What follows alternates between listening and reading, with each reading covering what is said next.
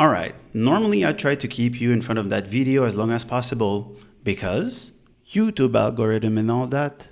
But let's be real, you're here because you want to start streaming and can't decide between Streamlabs or OBS Studio. So let me save you some times, and my straight answer, OBS Studio. Okay, stop, wait, pay attention. You're probably wondering, but what about Streamlabs? There are so many guides saying it's great. You're right, kind of. If you listen carefully, there's a catch. A lot of those guides are sponsored. Streamlabs has some good bells and whistles. Ugh, I hate whistles. Keep watching and I'll try to show you why OBS should be the one you stick with. I'll cover some points you probably heard before, but I will also dive in different takes that most videos don't talk about. Plus, I will share my personal perspective, so stick around and let's break it down. But before that, a quick word of our sponsor, me. I just want to share quickly what I'm doing online. On Twitch and YouTube, I'm streaming on the Psychocode, the channel you're on right now. The one thing that I stream is that I'm not a developer, but I want to show that with ChatGPT, you can actually accomplish some cool and fun things if you know what you're doing. Also, another project I have is to play World of Warcraft in a casual mode. I've always been a casual player, but I always liked to play World of Warcraft, but I know there was a lot of changes. And with the new changes that there is in the War Within, well, I heard that it was pretty cool for a casual player and solo player. Also on the Psychocode, I will share some music creation because I'm also a DJ music creator, and I will also learn German. If you want to know why, just join my channel. The second thing I want to share is my DJ channel, Psycho DJ. This is my setup right there. I'm streaming online from time to time, different genre of music, but also on YouTube, I'm posting live sets when they're not blocked. But the current project I have right now is called Art Style Evolution. Every year I'm going to post 1 or 2 sets and bring back old classics from about 10 years behind.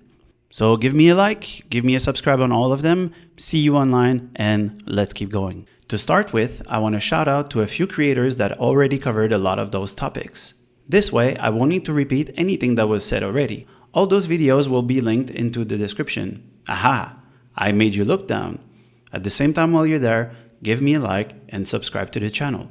First up, ask Cory. He shares his own experience with Streamlabs, including some issues he faced and why he made the switch to OBS Studio. If you're on the fence, it's definitely worth a watch. Then there's Harris Heller, the guy from Senpai Gamin, who I absolutely love for his passion for streaming. About 2 years ago, he made a fantastic video covering the whole Streamlabs saga.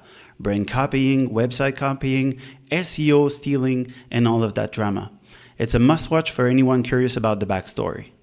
Next up, Stream Scheme or EljayEm, another major influence for me with guides that are always on point and easy to follow. He breaks down everything you need to know in a super entertaining format, making it a great resource for anyone beginner or pro. In this video, he actually goes a bit deeper than just OBS versus Streamlabs, but still is absolutely relevant to help you choose. And finally, Nutty, whose streams techniques are next level.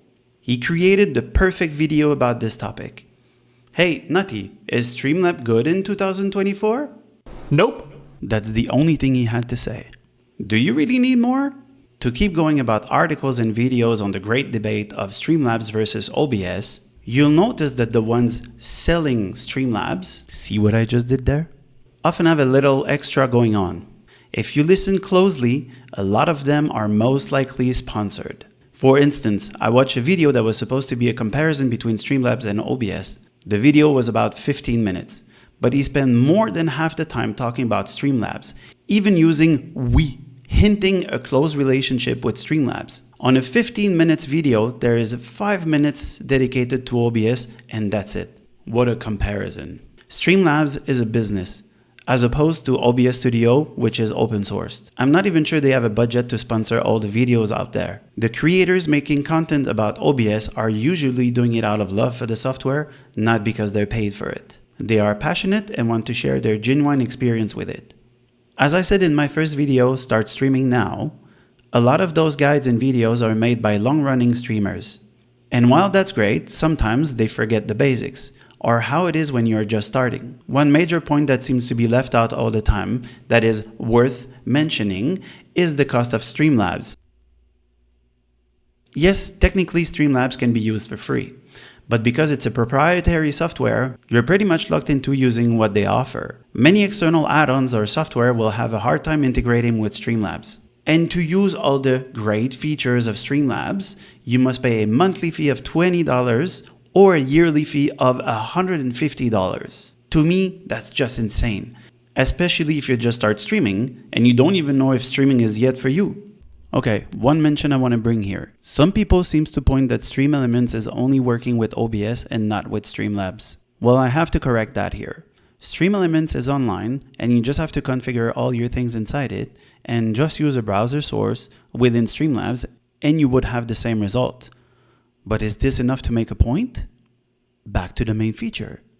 If you start spending time and money on Streamlabs and you're ready to take your stream to the next level, you will eventually hit a wall and realize you have to switch to OBS. Why?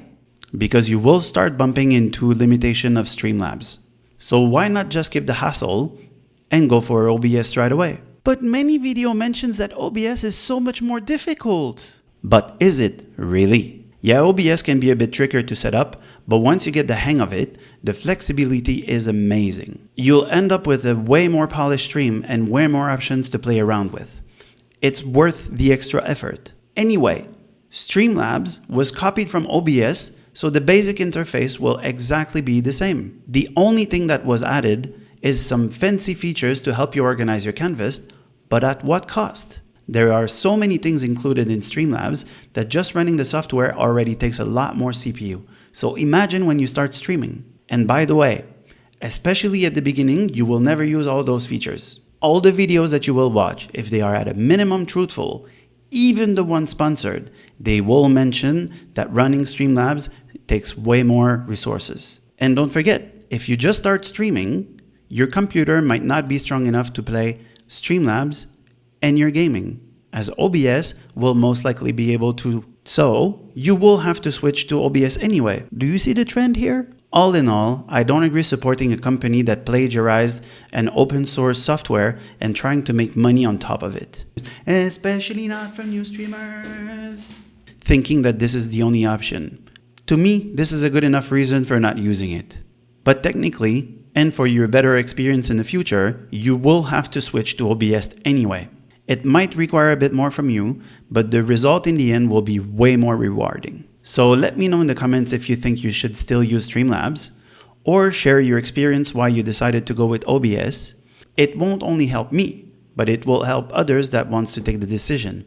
If you liked the video, give it a like. If you want to stay updated on my future project, subscribe to the channel. But the most important, if you want to start streaming, just click that button.